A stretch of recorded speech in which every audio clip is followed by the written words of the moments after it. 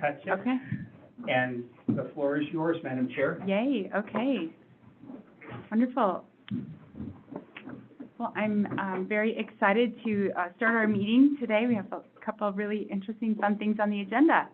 So we'll call the meeting to order, and I'll start off with a roll call. Battle. Here. Benedetto. Here. Di. She said she's going to be here about 6, so we'll have to take notes when we have our speakers. Eater. Here. Mastel. Here. Okay. So starting off with new business, we have, so you're on this email too.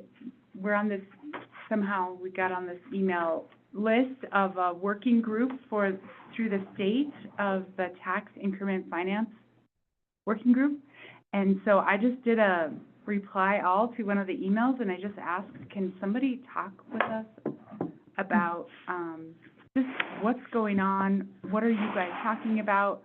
What should we look at for the future or for the coming legislative session? Because I went to a Montana Economic Developers conference, and they said that the legislature has been trying, there are a few people, powerful people in the legislature that have been trying to strike down tax increment finance in Montana for many sessions, and they're building up steam. So I felt to me like a red alert alarm that it's in jeopardy.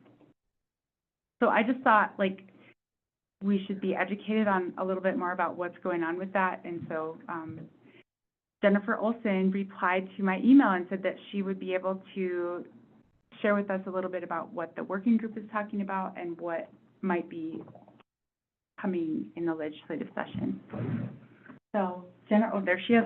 So Jennifer, thank you so much for responding to my plea for help. I'm just so thankful, and we're just really glad to have you today.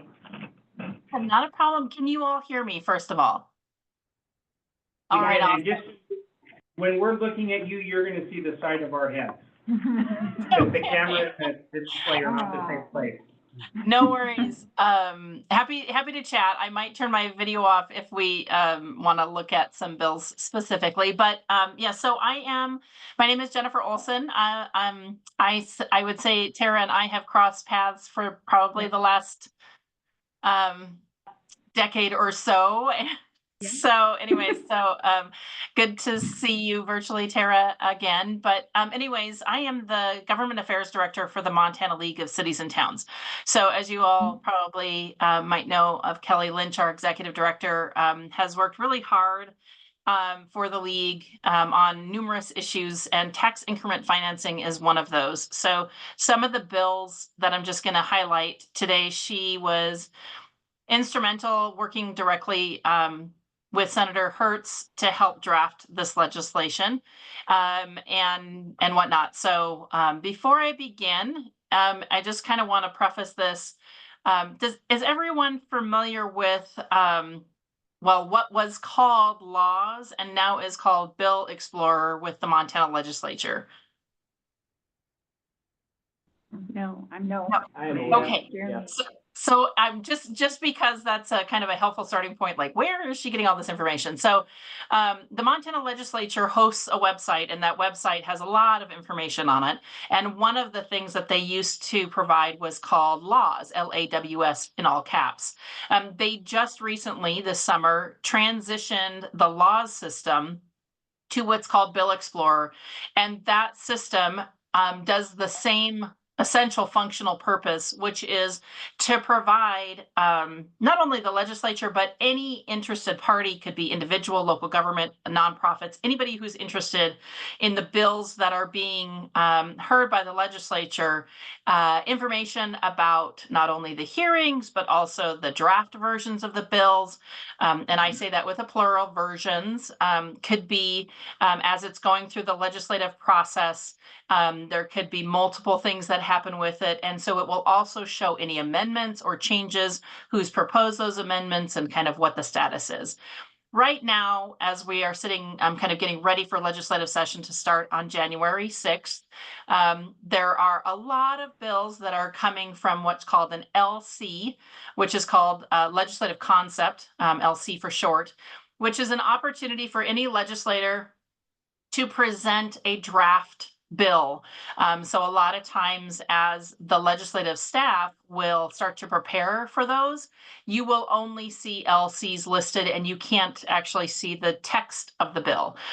So part of that is while it's being developed and they put it into the system or the format of the bill Explorer, it can be in a variety of different versions, meaning it could be going back to the sponsor of the bill to make sure that it, the legislative staff, did everything that they asked them to do, which is not to critique the legislative staff, but it's kind of like this checks and balances. So it'll just say that it's in review or it's in drafting. So that's the opportunity for the legislative elected officials to talk to their staff and come up with those. That's a kind of an important feature because if you get into the Bill Explorer site as part of the Montana legislature, you might see a lot of LCs. Some of those LCs will turn into actual bills. Some of those LCs won't go anywhere. It's just a holding place as they start to work through different bills. So some of the bills I'm going to talk about are in draft form. You can go on to the Bill Explorer website and find them, so you can read them for yourselves. There's also some that are still in LC, meaning we can't see them yet. They're potentially being worked on, or they will just go away and the LC never turns into a bill. So first and foremost, we have actually four. We worked on 4 bills. One of them when I say we, I mean league, did not support. So we tried to work with Senator Hertz, about that bill. And so we're still going to work on that through session. So just kind of wanted to start with a kind of a foundational understanding of where are we finding this information. So you can always go to leg.mt.gov. So that stands for leg.montana.gov. And that's the legislative website. And then you can click on bills, which is a drop down, and then it will populate that Bill Explorer. And then you can just click in a word, or you can put in a bill draft, or like an LC, or you can put in an actual bill number. So I'm going to give you the bill number so you can do some easy searching. And there's also other filtering in the legislative body. Have the Bill Explorer in their inbox now, so they already all have it. I sent that out already. Perfect. So. Perfect. And so the legislative staff even has recording on how to navigate that system, so I won't take any of your time to do that. But anyways, just kind of wanted to start there. So there are 2 LC drafts out there. It's LC 1021 and 1022. Both of them say the same title. That's all we can see of the bill. There's no draft. And the title of those 2 bills are Generally Revised Tax Increment Finance District Laws.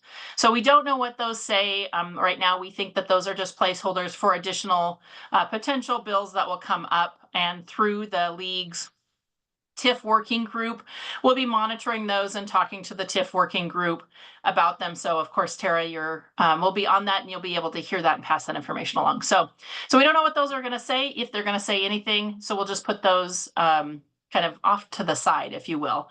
The second thing is we'll talk about the 4 bills that are out there that you can actually read. So we're going to first start with SB Senate Bill 1. So we worked on what's called a preliminary draft number 29 with the Interim Committee on Revenue, and this modifies the definition of blight. So one of the things that Senator Hertz was interested in was modifying how blight is defined. And so basically that tax increment, the establishment of a URD or a TED is based off of the depreciation or decline of a certain area. So you form that district, and then use the tax increment as the improvements occur to then fund more improvements within the tax increment financing, or rather the URD or the TED through that tax increment finance. So this modifies the definition of blight. And so I have it up. I'm happy to share it, but I don't know how the screen will look. But SB1, we have generally supported. I'm not sharing my screen, but I'm happy to if that's helpful. But at any rate, it modifies the definition of blight, and it tries to work at combining all of the previous definitions to really kind of aggregate them at a high level, and then also requires that in order for the area to be considered blight or blighted, that there has to be the presence of at least 3 of the characteristics or conditions to be used as defining blight. So here's an example. It would be like, you could, as a URD, you could say that or the local government, you could say the structures have become ill-suited for their original use. So if you're trying to establish definition of blight, you could document that. Or there's been deterioration of roadways, alleys, curbs, gutters, and sidewalk. That could be another reason that contributes to your definition of blight. So there are A through G, whatever number that is. Anyways, there are those many items. And then you would be required to determine or to select 3 of those to determine that it's a blighted area. Some feedback that we've got from the TIF working group is that this is potentially very restrictive, or maybe too restrictive, but we hope, and we did, League showed up to the interim review committee. We supported it with slight opposition because there was a few terms that we wanted to continue to include that was taken out of our original working draft that we had been working with Senator Hertz on.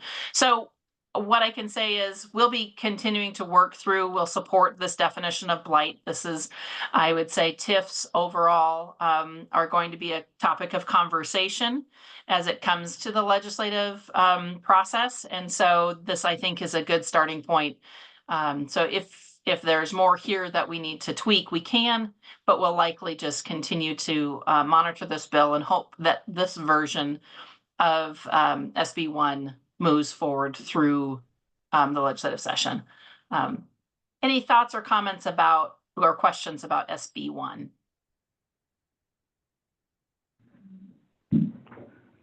Definition of blight. And that's okay. You can always think about it too and ask me again. So I don't want to put anybody on the spot. So just to give you a high level overview, but wanted to make sure that if you had questions, I didn't keep on talking and you couldn't say, hey.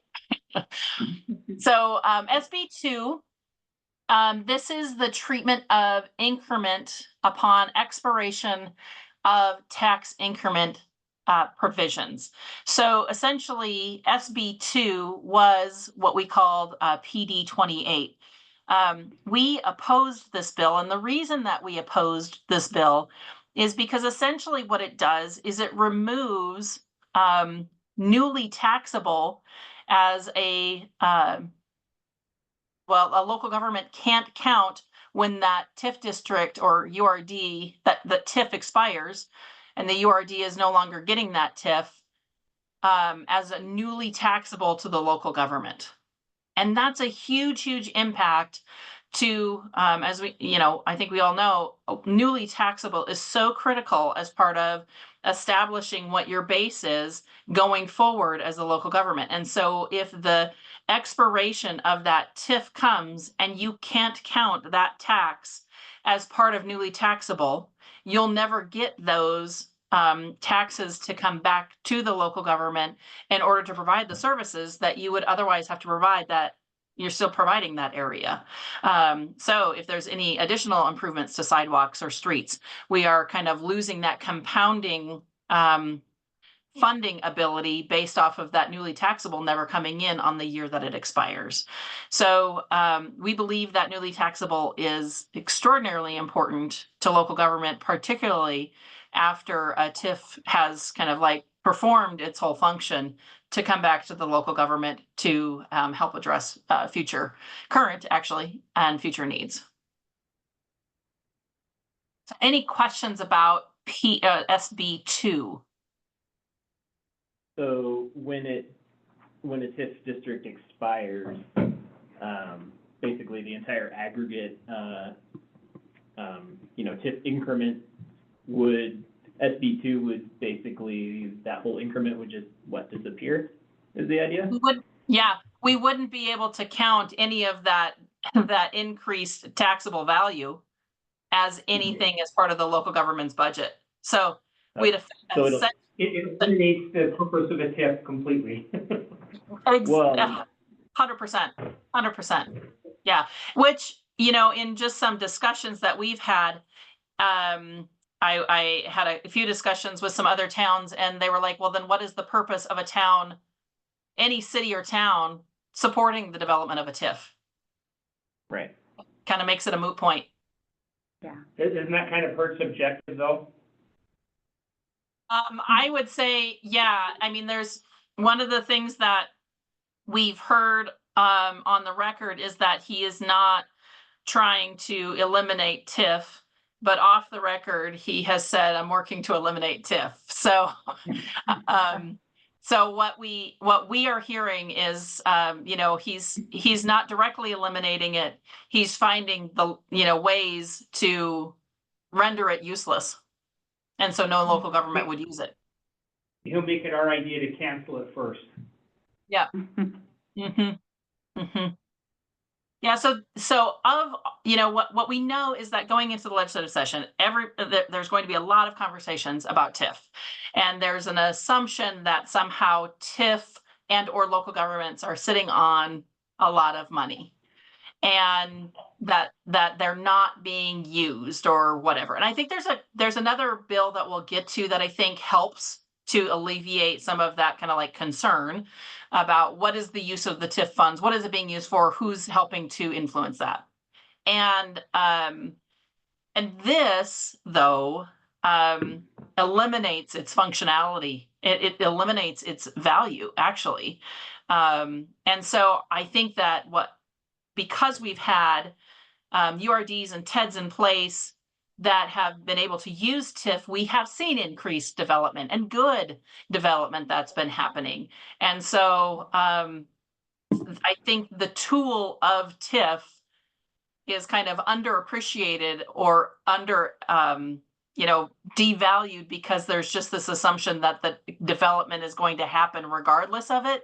But I don't know very many, in my experience, developers that are walking in saying, hey, no, I'll come in and do the new economic development and put in streets and put in new sewer and roads and put in all of that. That's just, it stymies the development. And here TIFs actually support that. And so we kind of just maybe have gotten used to the functionality of it working and didn't realize that that was the tool that was helping us most. Yeah, they just need to drive over to the one that I worked on in East Helena. It's full. I just drove over there. I worked on it a while ago, and it's full of businesses, and it's next to the dump. Yeah. Yeah. So anyway, thank you. Yeah. This is so interesting. So SB2 is definitely one to keep an eye on. Yeah. Yeah. Well, SB. Yeah, go ahead. The league actively, this was at the league meeting. This was when it came up, and they are very actively, heavily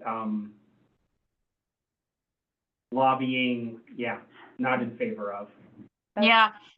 And I think one of the things that we'll do with our TIF working group is try to figure out how to, that as well as with META and the Chamber of Commerce, how can we be proactive and not tip the scale so much that it, changes the communication with the legislature, because I think that there's good ways that we can excite everybody, but I think there's more effective ways to be strategic about who comes and says something. And one of the things that League is doing is working with the chamber. I think businesses here have a really great voice and probably a more effective voice than, let's say, a local government, because there's this, again, presumption that because the local government is tied to a URD or a TED, that somehow it's just that's just flush with cash, and projects aren't being done, or projects are being decided for only blah, blah, blah, or blah, blah, blah. So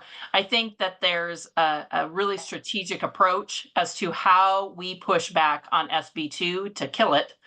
And, if not, modify it significantly so it doesn't take away newly taxable. Is there something in this section of law that needs to be changed, but this is not it. Taking out newly taxable is not the answer here. So, yeah. Jennifer, I should have introduced our guests. So we have our 4 members of our board here, and we have one that's coming at 6, so you probably miss her. And then we have our mayor, that's who has been talking over there. And then we have 2 guests today. They're on the agenda next. They're from the Red Lodge Area Community Foundation, and they're going to talk about a workforce housing proposal. So just so you know who else is in the room. Thanks. today. I should have done that I'm first. happy to talk about TIF to whomever. Okay, well, we're ready for it. Okay, great.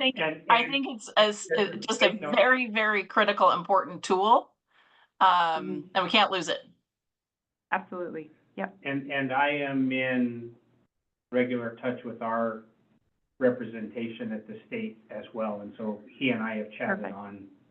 on this information. He is well aware of the impact and negative impact to us, so. Good, great. Okay. Yeah. And just so you are aware, I was just, SB2, I think it was introduced on 11/19. So it's been sitting out there for, about 3 weeks. So I think it's had a lot of so they say live time for people to see it, but that would be, from our perspective, that would be the biggest one. So let me keep on going because you have more on the agenda than just I could go on and on. Yep.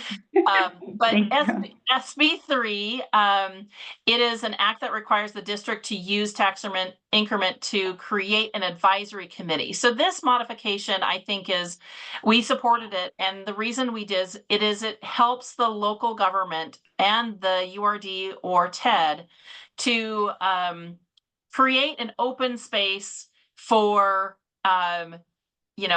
voices at the table about the uses and the projects of those TIF funds. So basically it says, hey, local government will appoint an advisory committee to advise the local government about the administration of the urban renewal area or the TED. So that opens up a conversation for helping to create a representative, kind of like what we've heard is some school districts have had a comment, or, they don't feel like that they've been heard, and how is that affecting their taxes? So this opens up the conversation to everybody. So we were in support of that. However, there is a stipulation I think that might be important to you all. There is an exception. It says an urban renewal area administered by an urban renewal agency created under the specific citation is not required to appoint an advisory committee. So this is only if you have an urban renewal area and a TED that isn't administered by an urban renewal agency, and it's just operating independent, then the local government appoints. I mean, that's us, and I feel like we have that. We are. Yeah, I was gonna say, does the agency effectively act as that committee, more or less? Right, exactly. It's kind of like promoting positive urban renewal agency administration with local governments that don't have them, kind of mirroring that, if you will. And then the last bill is House Bill 19. This is also requiring kind of public involvement, but it's requiring a public hearing before certain TIF bonding. So it makes sure that before a local government pledges tax increment to the payment of any bonds, that you have a public hearing. So this really kind of falls back with some of the, changes to the discussions, I should say, that changed to the Montana Land Use and Planning Act, which of course Red Lodge isn't one of the cities that is required to comply with that, but part of that discussion last session was about engaging public hearings and engaging the public early on in the process before a decision was made. And so this kind of is that same sentiment. So before any bonds for tax increment, we're engaging the public in a similar, just engaging the public on the front end. So it's not at all related to LUPA. I don't want to, the Land Use Planning Act, I don't want to confuse anybody there. It's not at all related. It just has that same kind of flavor of public engagement. So, so that's the last one. And we also, League supported this one. We think this is, just good because it helps to engage, increase public engagement and public awareness before there's commitment. So, so those are the four. Like I said, SB 1 and 3 we think are fine. HB 19 we think is fine. SB 2 will, with it as it's currently written, will oppose. And so we appreciate you sharing that and definitely reaching out to your legislators because I think that will be super important. Excellent. Okay, thank you so much. Does anybody have any other questions or comments? Thank you for the work you're doing. Yeah. Glad you're there. Yeah, you're very welcome. I'm happy to do it. I think this is what just keeps our happy little communities just going and doing. So that's what we're all about. So happy to be here and doing that, and happy to always work with you all. If there's anything that I can do, feel free to reach out. You can contact Tara or me directly. I'm happy to be a conduit of information. Jennifer, can I ask one thing? Is there anything that we can do to support or I guess counteract the bill? Participate. Yeah, participate. Thank Yep. you. That's the right way. Yeah, What I can think we- attending our league working group will be really important because throughout the session, we'll really be strategic in how we communicate about these. I kind of, in my experience, when there's good reason to inundate and kind of like everybody come and testify and make the line long out the door to make a point. And then there are some times when that is exactly the opposite of what we need to do. So, so what I would say is definitely be part of our working group. We want to make sure that everybody's like on the same page. Two, definitely talk to your local legislators about this. Sounds like you already have, which is fabulous, to say, hey, this is no bueno with SB 2. And then number 3, if you have stories about businesses, particularly, and Mita is kind of leading this up with handling these stories, but if you have stories about economic developers that came or have come to say, yeah, I would not have developed my business here had it not been for the TIF. I think that's an important message. I don't think the local government can say that because it's not that first person experience, but the business and like even a urban renewal agency can't say that because it's like you're helping facilitate it, which is all really great. But when a business says, gosh dang, I would never have been able to do my business without the improved streets and roads and infrastructure. Oh my gosh, water, sewer, that was so important to help my business get off the ground, because the challenge is there's a message about, well, you can't prove that the business went there because of the TIF. They would have gone there anyways, is kind of the message. But I think we know that that's not true. Otherwise, yeah, why weren't they developing outside the area outside the East Helena dump? Yeah. Like that's not nobody's going to go there. So, No. yeah, Nobody's gonna go. There's a dump.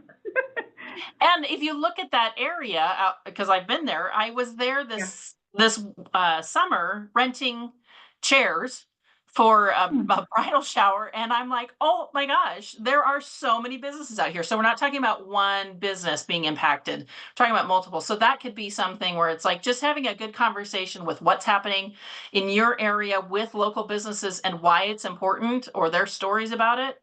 Super helpful. Great. That was building outside of the district too, correct? They created, in the East Helena example, they created the district, and that's where. But impact is going beyond that now too, isn't it? Oh, 100%. Yeah, 100%. Yeah, exactly. Because, where that development starts, it has a ripple effect. It's no different than when somebody you know, in a subdivision, somebody starts to paint their house and pick up the lawn and repair the fence, then all of a sudden the neighbor goes, "I'm gonna pick up my lawn and repair my fence and paint the house and change the windows." It definitely impacts outside of that until you have a really thriving economy over that, especially beyond the URD or the TED. Great. All right. Well, thank you, Jennifer, so much. Yeah, thank you. Really, really appreciate it. Just so Yeah. thankful. Thanks for inviting me. Yeah, wonderful. Okay, well, we'll Thank you. think about what we're a brand new agency, so we don't have that specific example, but actually I'm curious to hear what our next speakers have to say, because maybe that business owner can talk about it. But anyways, thank you. We appreciate it so much. You bet. And it could be, especially as you're starting out, just something that you incorporate in. You know, what is, after you do a project, what are the great takeaway messages?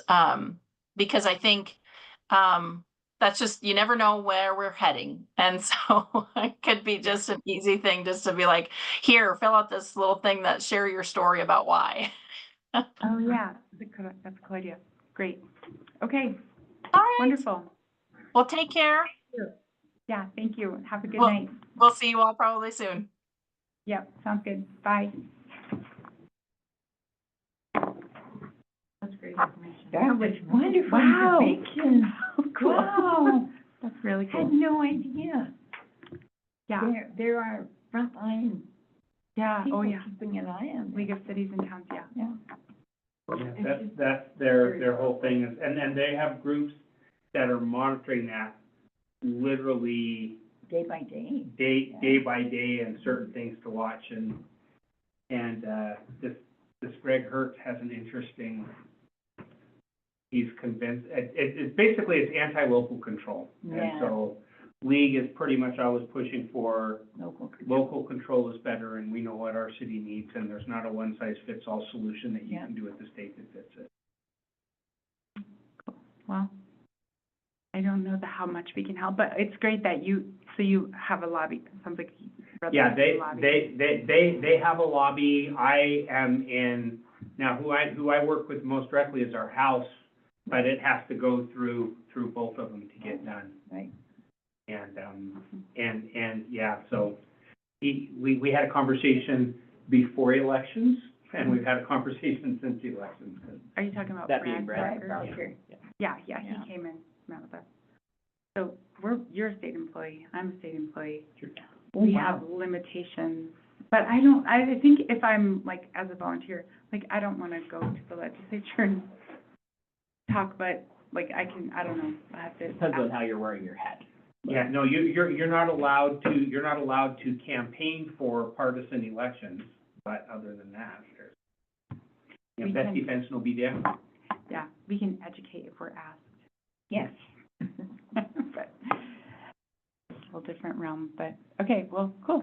So if you have any other questions, I can email Jennifer and we can get more information if we need it. Okay, if we're ready, we can move on to our next very exciting agenda item. Excited to hear from you all, Yeah, Brad and Angela. the topic for us with the location, the site C from the 2022 housing study is progressing to an environmental site assessment, phase 1. Really? Beartooth RC&D is willing to pay for that environmental site assessment. We just need permission from the city of Red Lodge for access to conduct the environmental study. So which, It's the area next to Right. Kroll and AY Supply. Okay, the city land. the one right here? Yep. Okay. Is that EPA, one of those, is it phase 1 or phase 1 and Phase one, phase yeah. 2 probably? Yes. Yes, yeah, okay. Yep. Okay, so do you need us to do anything? You go, Support access to the site. okay. Well, we can do a consensus, we don't have a discuss and decide, so.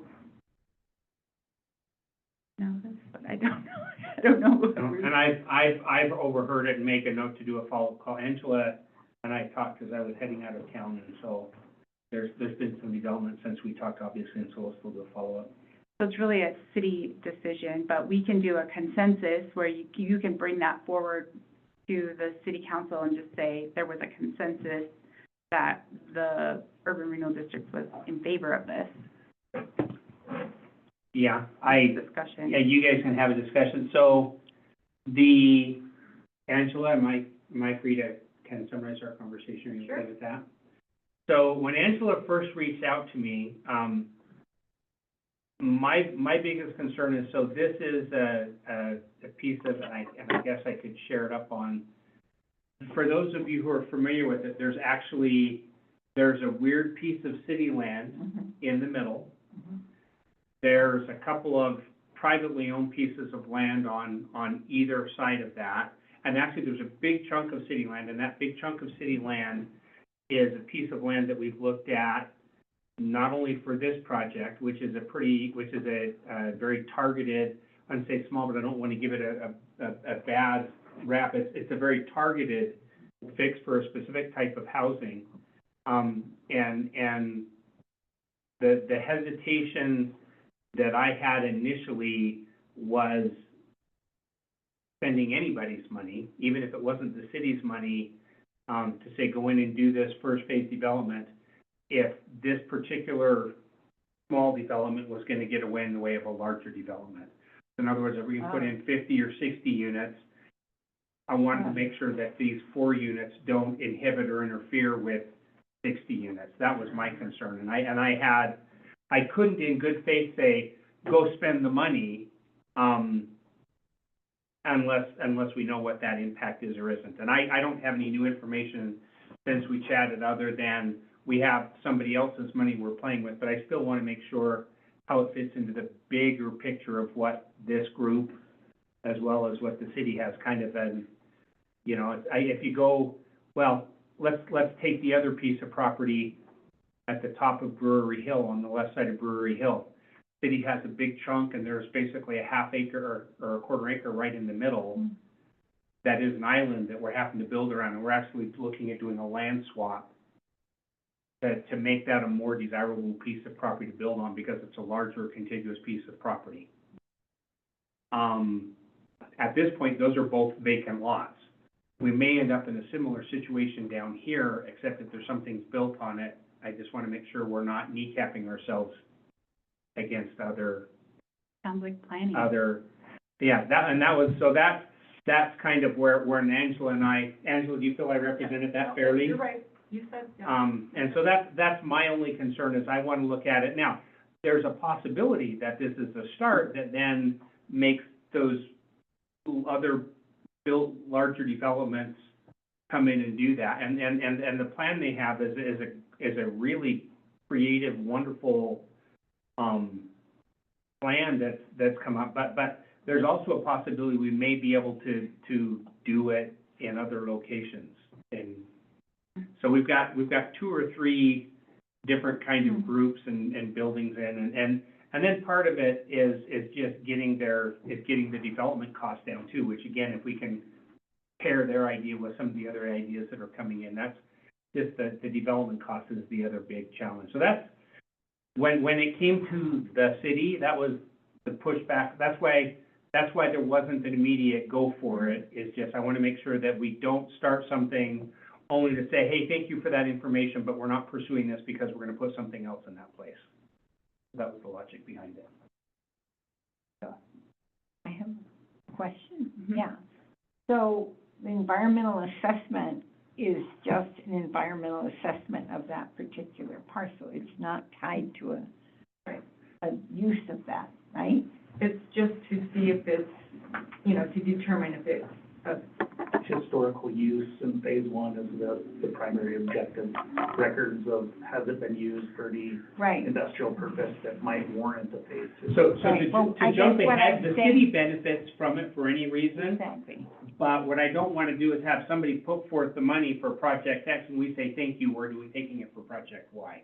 Unless everybody's on board with the But- understanding of that. but this is EPA, this is what they do. Like, this is, Yeah. like, It's a neutral thing. Yes. That's what I guess It's I'm not. trying to say, that it's not tied to a federal specific money project. that is what they do, is they do, and anybody can call them and they will probably do that for them, Right. if it's a reasonable potential for development. Yeah.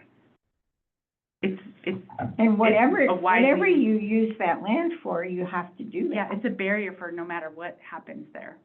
Because whatever you're gonna use that land for, you still have to have the environmental assessment done. That's actually not a true statement. So if a private developer were coming in and building their 30, it's basically if there's gonna be federal money or different, like, if you need to go in and build a house, you don't have to go prove that there's no gas station or there's no anything or Planning. whatever. People don't care.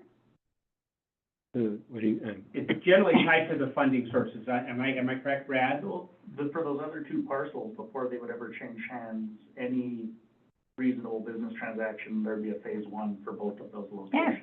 Yes. And so for the city one, for us, it's just before we pursue anything that may require that, we'll know already, is it suitable to develop? is there a cost associated with that comes out of the city budget? No, we're not paying for it. They've come out and said they will now pay for it.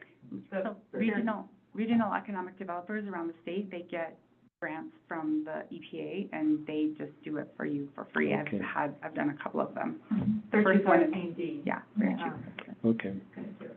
So, yeah, so it seems like kind of, irregardless what the end decision is, this seems like a first step.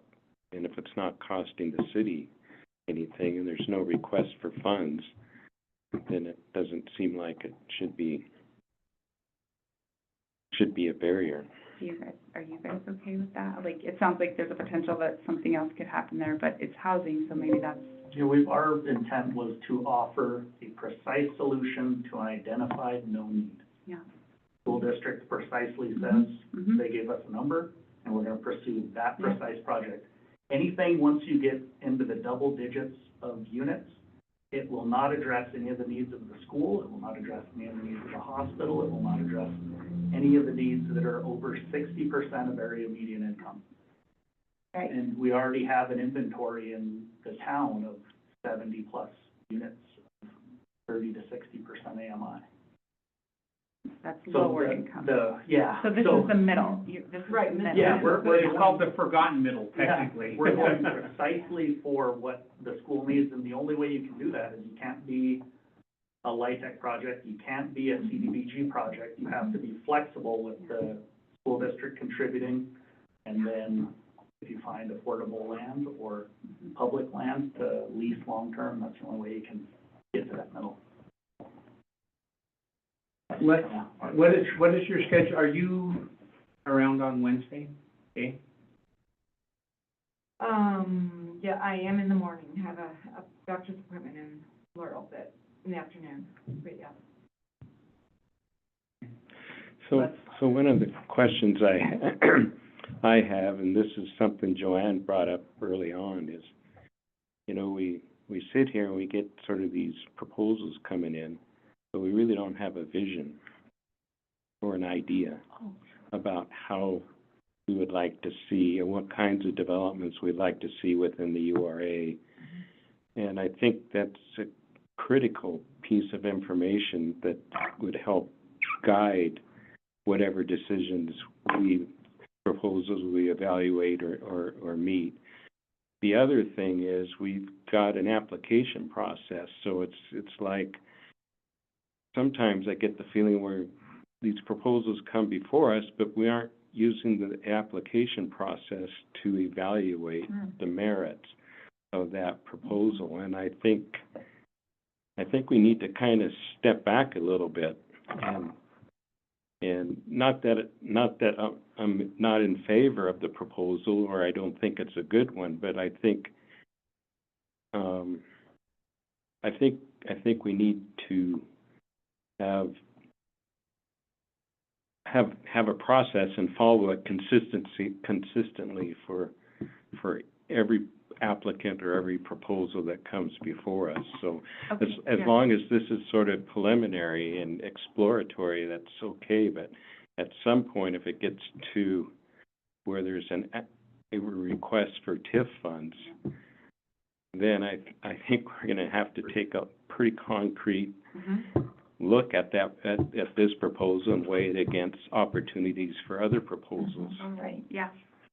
Well, I would agree, like, I don't think you guys put it in a proposal right now, right? Like, you don't have, they don't, Yeah, that we're just at the At the initial exploratory. step, is it even a feasible site? And then, but we have, if it is a feasible site, we have an agreement in vision of what the school district knows it needs, what they roughly think they could contribute to the project. So once it's known that it's suitable to build, then it's gonna be investing resources into project design. And then at that point, I would assume you would go through our application process. absolutely. Okay. So what we're doing right now is, I would imagine even a for-profit developer would do the same thing, like I would.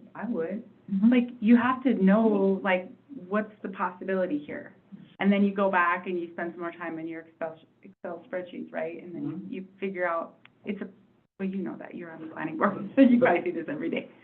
Yes, So I'm designing a house right now, I'm gonna build a house, and that's one of the processes. That's one of the preliminary processes, a soil analysis and all that stuff. You don't wanna waste a lot of money on a place that's gonna, you know. Yeah. So I think, I agree with you, I think anybody would use that environmental assessment And to my, their advantage, and it's free. and we're not committing, just by Okay. talking it through, we're not committing like, oh, we're gonna 100% fund you. So, can I just also add that I did hear back from Myrna at RC, the Beartooth RC&D, about the K-State, visioning. So she said, I spoke with KSU staff, and they are fairly flexible about coming to do a visioning workshop market study as long as they have enough time to prepare. When would the URD board like this to happen? Can you pose a few options? So I did not get, that was a while ago. I'm really good at my work email, but my personal email I'm not very good at. So anyways, we'll have to get some dates to them, and, so there would, because I agree with you.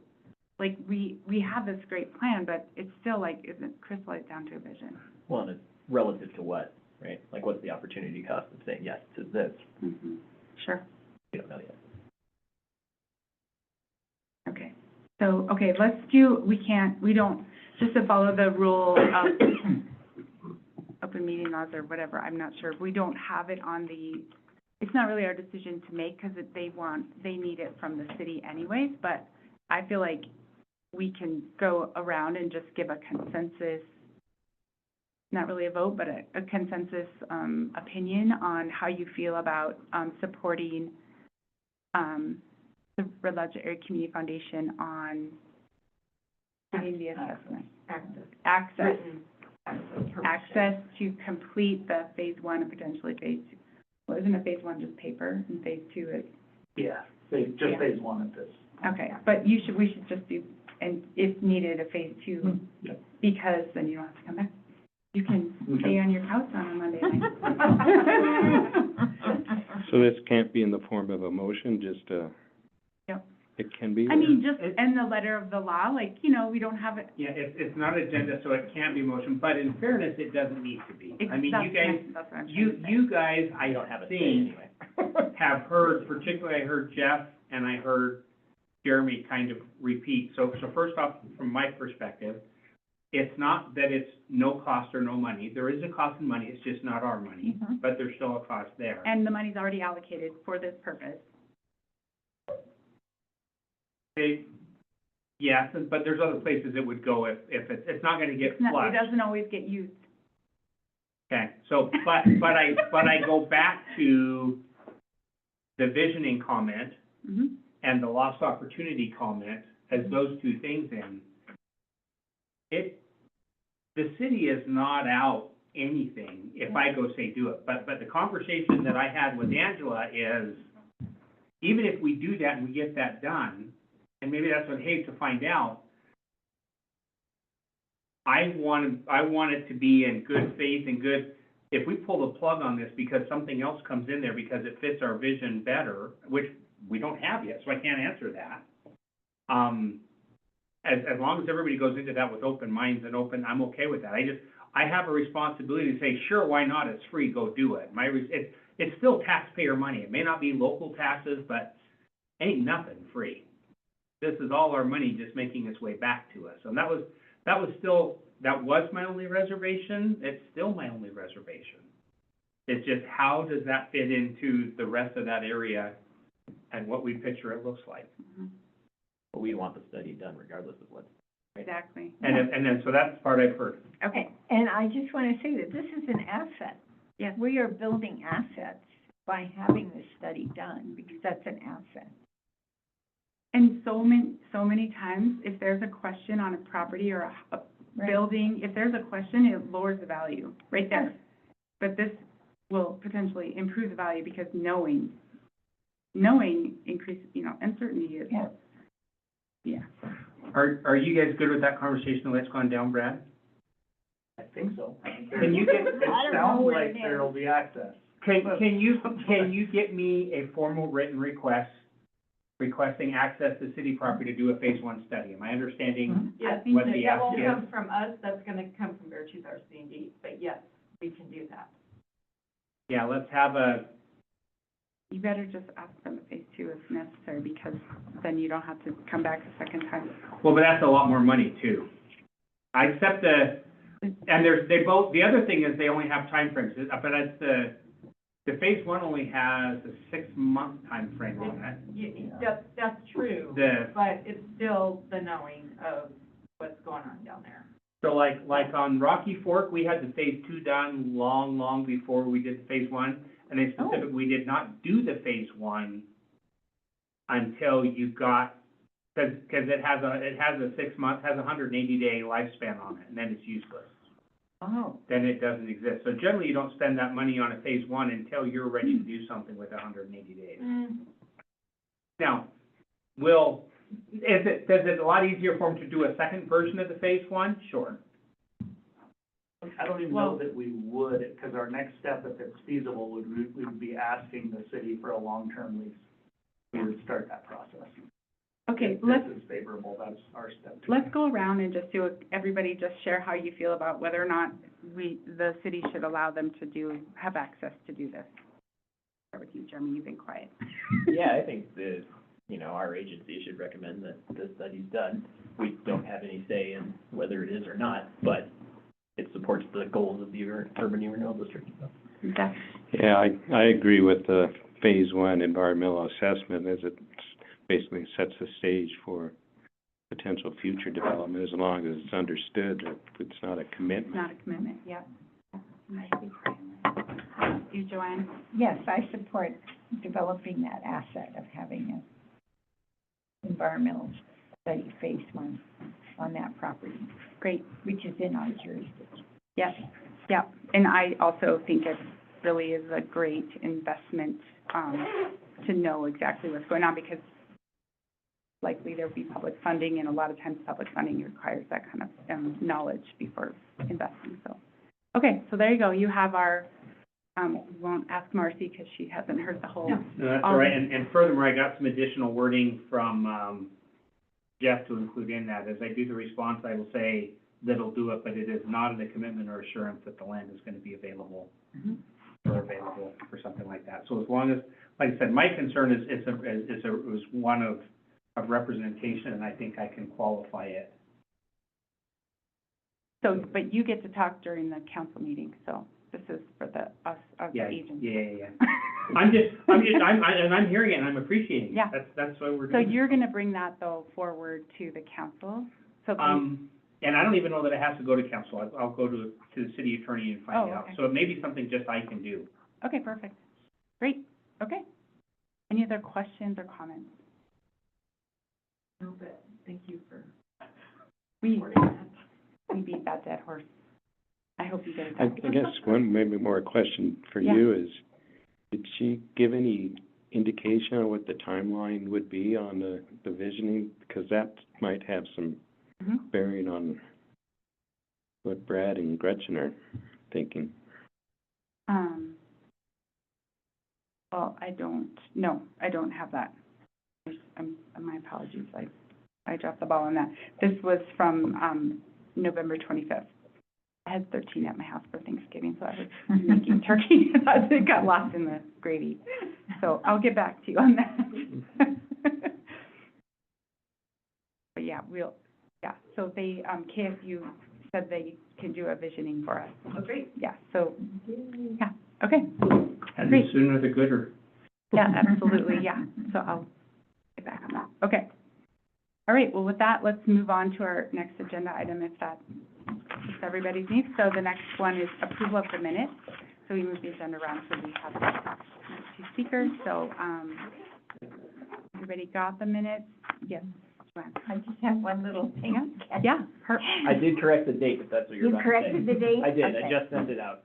Okay, sorry. I was thinking a meeting ahead. Yeah, right. Okay. Okay, that's all. Okay, That was wonderful. Okay. I did catch that one. Okay, great. So with the corrected date, does anybody, have a motion for the minutes of November 18th? I'll move to accept the minutes. I'll second. Okay, a motion and a second, any discussion? All in favor, say aye. Aye. Opposed, same sign? Okay, thank you for that. All right, now let's go into our old business. Discuss and decide on applicants for open positions on agent board. We had two approvals, right, and council? Yeah, Oh, this is kind of done. We got two Perfect, applicants, wonderful. we're both familiar where they are, and we approved both. It happened while I was not here, but I think that they approved me, and I'm just going to verify that that was on the agenda. But you saw it and were there, so. I wasn't there, but I did see it was on the agenda as an action item, so Yeah. I'm assuming they got approved. Okay, so, how do we know who these people are and get in touch with them to invite them and do an orientation and all that kind of stuff? I just need to get the information to them. Okay, perfect. Quite frankly, and I thought they knew that tonight was here, so, but the fact that I don't see either of them makes me think that that's not the case, but I've been gone for 2 weeks, so. I'm just going in to confirm the, because I said, I think that happened, that was on the agenda, but I was not here for, Yeah. so. Okay. Sounds good. Okay, well, yay, good. Not on pins and needles if somebody can't make it, so that's great. Okay, well, wonderful. Okay, we'll move on to the next item. Discuss and decide on recommendation to expand urban renewal district to include additional parcels on top of Brewery Hill.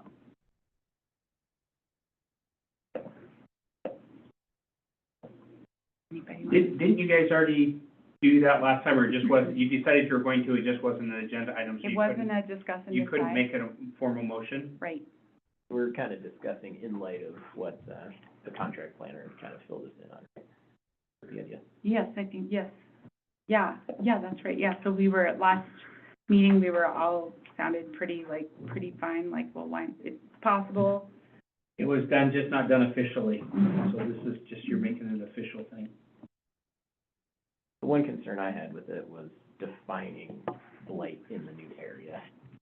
I don't know if that case can be made.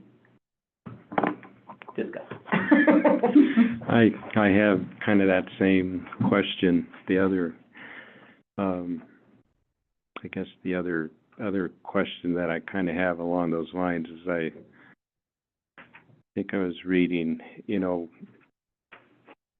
part of what Jeremy's comments were, we actually have to amend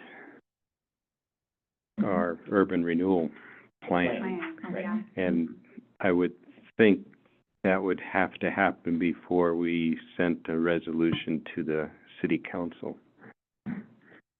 Yeah, we can certainly recommend they look at amending it, or if we want to discuss a proposed amendment, maybe that would be the better way to do it.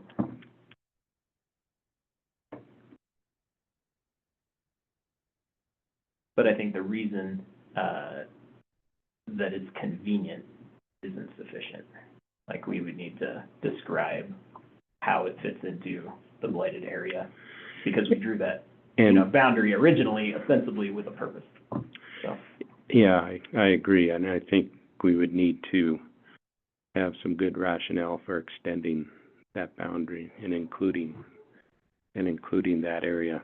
That's consistent with the goals and objectives of the urban renewal plan as it is. So this kind of goes back again to what I was saying a little bit about this sort of piecemeal approach to the urban renewal area, that need to be consistent with the intent, purposes, and goals Right.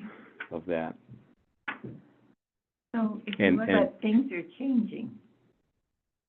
I mean, like Aspen Basin, that's a huge change. yeah, and that's, yeah. Aspen Basin is part of it though, isn't it? I think Aspen Basin It is, now is, yes, but I'm saying its character has changed oh, yeah. considerably since So looking on it page was a 10, gravel pit. looking on page 10 of the plan, it says, statement of blight. The statement of blight adopted in July 2021 as part of the process for establishing the URD identifies 7 specific issues of blight within the URD. So I guess if we amend the plan, we maybe could add, I mean, if we wanted to, I'm not saying, but the statement of blight here that's in the plan that's adopted talks about, the first one is, dilapidation, of buildings, residential or non-residential, inappropriate or mixed uses of land or buildings, defective or inadequate street layout. So that, to me, maybe would apply to that property. Faulty lot layout in relation to size, adequacy, accessibility, or usefulness. That is probably the strongest. Yeah, that one might work. Yeah. Just because of that little island in the middle. thing. Yeah, and, I mean, there's not doesn't seem like there's a good road to it or through it or whatever. Unsanitary or unsafe conditions. The existence of conditions that endanger life or property by fire or other causes, any combination of the factors listed in this subsequent section of their MCA. Big field of sagebrush of burning potential. Doesn't seem like it. Unless, yeah, I think that's a stretch. yeah. Really? I really do. I've got 20 acres that 95% of it burned in a heartbeat. So,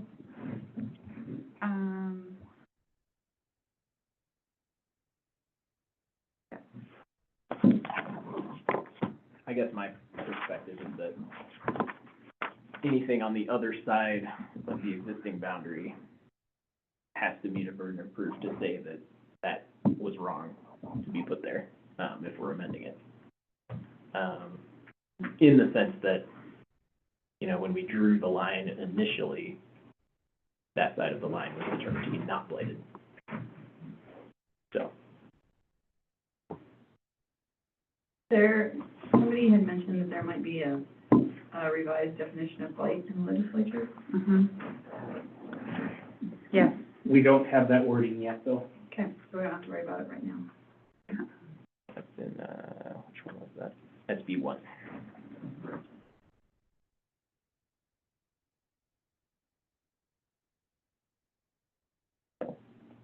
So SB1 might actually help us in defining the very. Or not. Or not. Sure. It's a hard thing.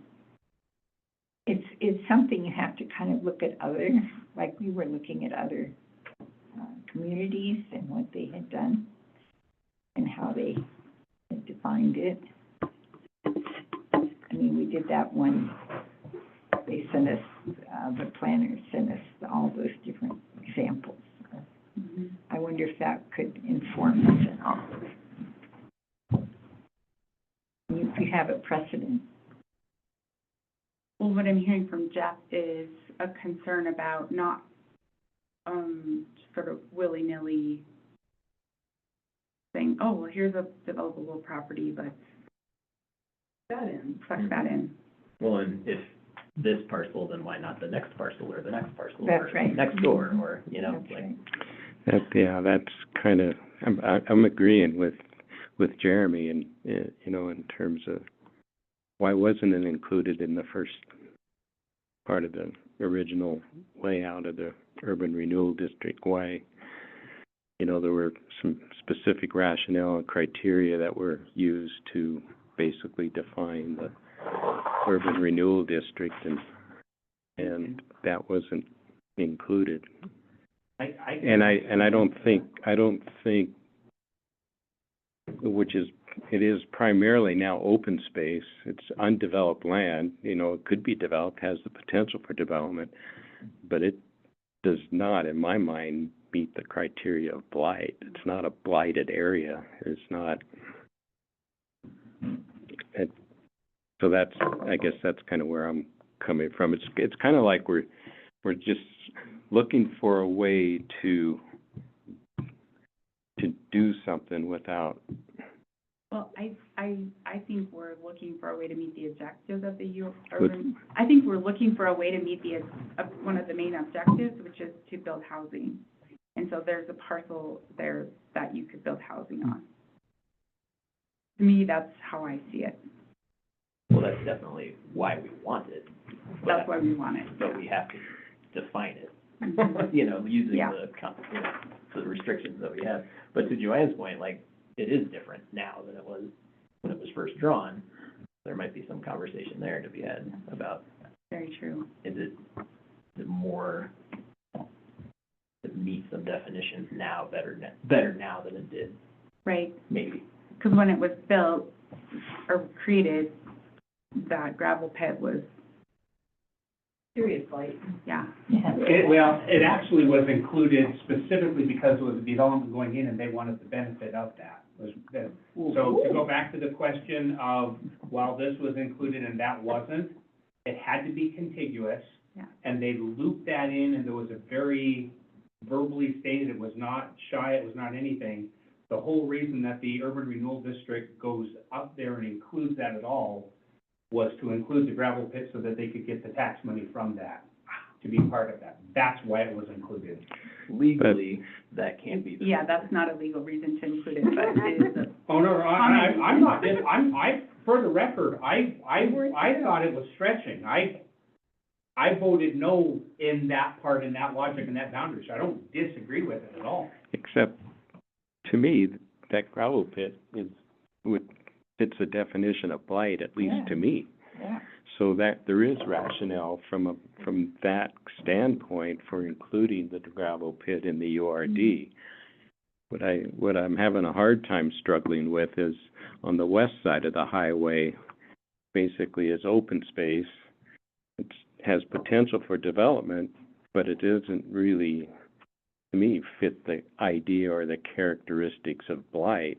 So, but I'm sure you've been in conversations, so blight got two definitions. It's our common, like, well, that's blight, but then there's a legal definition, which is listed in MCA. Do you want to look that up, Mary? I've got it at 7/15/2506. Well, Or here it's listed at 4206, sorry. 4206, yeah. I'm hearing Jeff, I'm just trying to figure out how somebody says the field on that side of the street is blight and the field on that side of the street is not blight. Well, you're assuming that was the question asked. It could have been they were just so focused on the gravel pit that they didn't look at anything else. But he did say that just said, to me, that one was blight. The gravel pit was blight. Well, And I'm that's saying, typically explain to the me how that one's blight and that one's not blight. because it's a gravel pit. Right, not open space. Gotcha, no, I got it. It's an unused gravel pit that which by any common sense definition of what the intent of developing blighted areas of a community are, that certainly does fit that concept, at least in my mind. And that was what I was not catching, so I do get it now, thank you.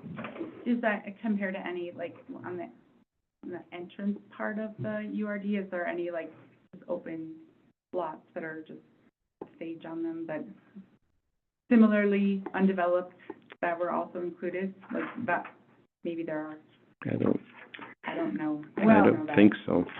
On the other side, Looks so like it on actually. 212, so we have the side that has the brewery and it has, but the other side, which is empty fields, Yeah, developed, actually, But is that's- not included in that's- the urban renewal district. That's because it's in the county.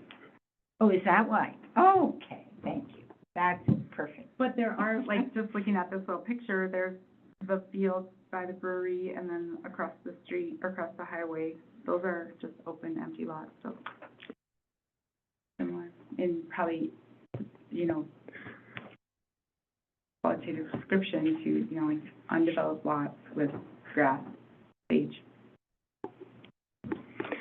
I guess where I'm coming from, I don't think we're ready for a resolution tonight, because I think we need to develop some rationale and criteria based on what's in our, and use the criteria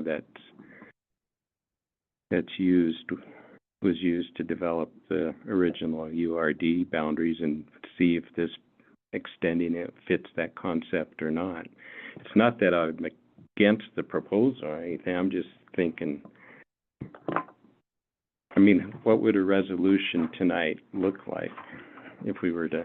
Well, all we can do is vote to recommend that it be included, so we don't get to do the resolutions or anything like that. We should provide rationale, in my opinion. Yeah, we Okay. should, and I don't know if we're ready to provide that rationale. Okay. All right. In such revision, the new areas must be designated blighted. Oh, absolutely, yeah. Yeah, so follow the definition. Okay. So we have two of our group, I don't know, how did we do this? Do we just, you want to vote on it, or what do we want, do we just? You could table it based on just, further, We need further Review and- investigation, I think. yeah. Does anybody want to volunteer to do that? Well, the planner, I mean, Our planner should do that. the planner should.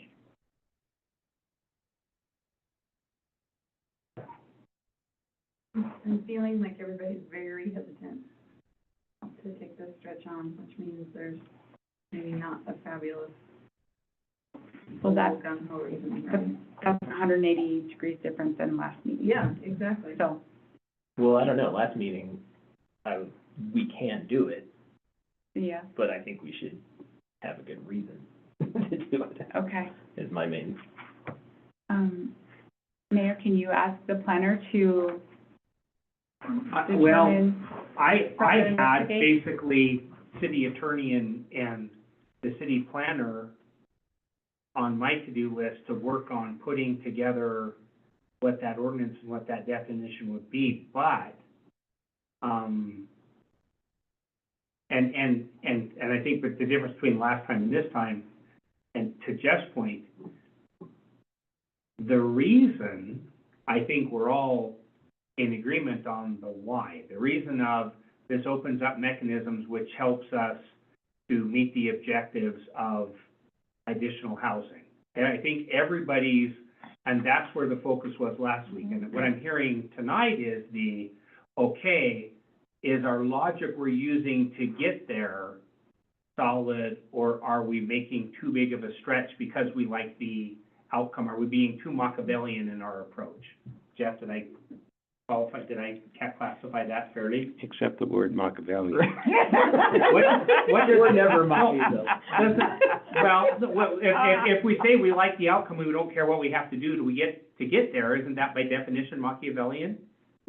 Right. Yes. Maybe I need to reread some Machiavelli history, but that was what I thought his was. I do care about how we get there. That's what I'm saying, is how we get there is important, and that's what I think we're hearing, is if we're not paying attention to the how, then we've crossed the line where we don't want to go. Yeah, my point is just following through on a process and being consistent and being logical rather than just off the cuff. Yeah. Because then you could take it to the extreme and include the whole town. Right. Right. Well, why isn't this section? That's right. And They don't so you come up with the next developer Well, saying, well, there's we want to there's develop. the neighborhood with the old hospital in it. That's right. Let's just extend it. Scooch over that. Well, for the record, that was part of the discussion, and it's not contiguous, or it would be part of it. Yeah, well, But we could make it it's definitely contiguous. blighted. Right. It depends how you draw the map. To your point, yeah. You can't, because you'll bury the city. We need the taxes from all those areas. Well, you go down White and you go Yeah. around the hospital and. Okay, so on the agenda, discuss and decide on recommendations to expand the urban renewal district. I feel like we need to ask, like, is there a motion? No, not if you table it, I don't think. Do Okay. you need a Yeah, motion? so we'll table that, and, the mayor is going to ask the planner to further investigate rationale and criteria to see if this property should be included.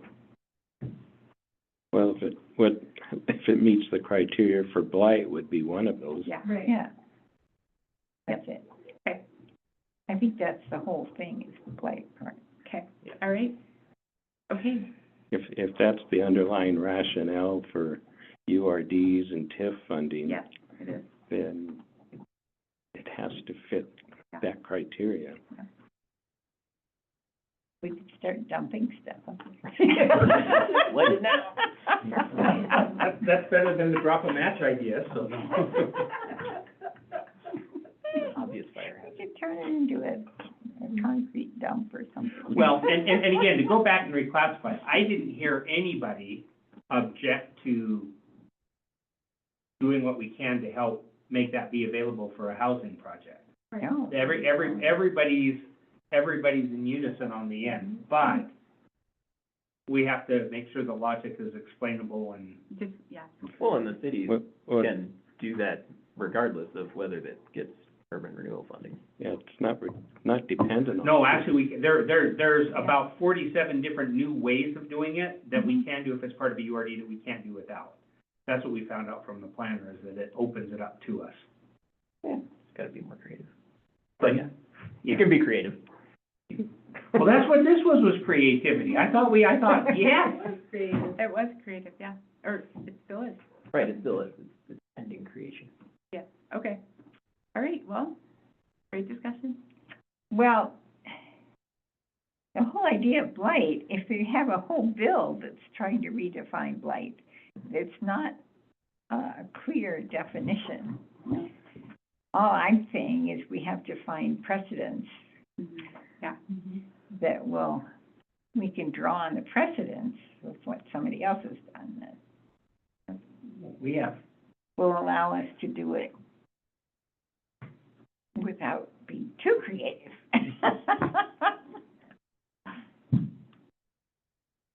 Okay, well, with that, let's move on to the next item. Any other questions, comments? It's a good discussion. Good discussion. Okay, treasurer's report. No new information. That's, thank you. Any written correspondence, petitions, communications from the audience?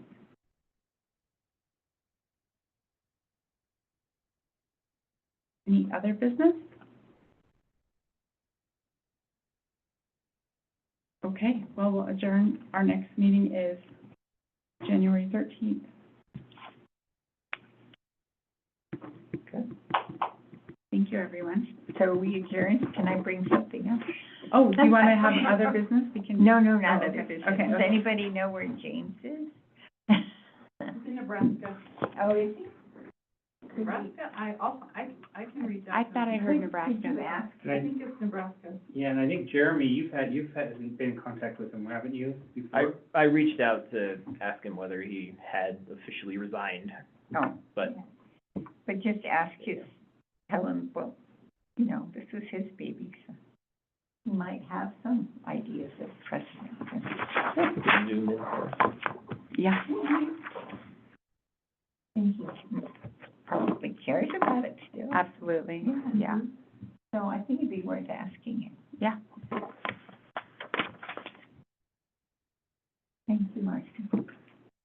I'll shoot him a text right now and see if it's still his number. I'm just looking at our map that was included and looking at the stuff that's on the northwest side, basically empty fields. Yeah. We have a lot of spots where we included empty fields already in here. I thought you said that was county. What's that? I thought you said that was county. On the other On side, the west side, East side of the highway. but the Oh, west the side. east. Oh, yeah. All right, turn around. Okay. Yeah. We didn't have any Angela was here today. Our diehard guest. Is there coal dust up there? Take a sample. You might be. Well, there is, I know where they're, on the other side of the, we were gonna build the fire hall, fire training center up on the, would be the south side of the, like where Earlywood is, that's 8 feet of coal. Well, maybe there's coal up there. Could be. I don't know how you find that out, but we had to hire a surveyor. Soil samples and stuff. The environmental people are gonna be here. Take a look up there, see if I. Just do a soil sample. Yeah. Do a drill and do a soil sample. I bet there's coal there. They're So probably this good. is our current plan, and I'm just looking at this stuff up That's here right. and going, how is that? Yeah. Well, that's I wonder not my who- point. When they build the My apartments that point are was, this further is a in, gravel like they would, pit. That's Yeah, why. no, and Probably I similar, got right? you there, Yeah, gotta be. but And this is you know, the same those as apartments when those. they It's built just an those, old hayfield. Mountain View, that, yeah. I don't, I bet they would know. Is there a distinction between Those this look like piece they've of been land used and this quite a piece while, of though. land is so, or is one is more blighted than the other? I don't know. Fair, that's Are fair. you guys still That's using just- the I just that you think, did early on? I think we need to have a Housing logical The process need- for Are you guys still for using adjusting that?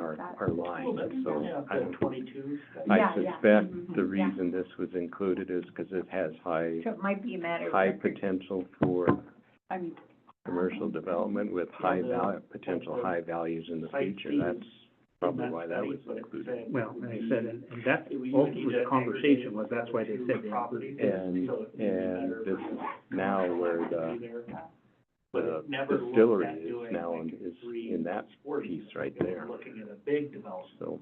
during the study. okay. So for the- Yeah, and I think they were trying to include that too, actually, because they And knew then that, the you know, second that was, piece that was, maybe a- My argument is, So you guys are drawing the line for what's convenient and what's there, and in fact, that was part of their target. James responded, do we want to ask him a question now, or do we want to invite him to our next meeting? He's like, yes, are you in your meeting? You. But ask him, just ask him. Did you adjourn your meeting, or? Yeah, we did. Yeah. Can you stop recording? Can we just ask? Yeah, we can unadjourn. You take a screenshot of the map and be like, right here, why not blight?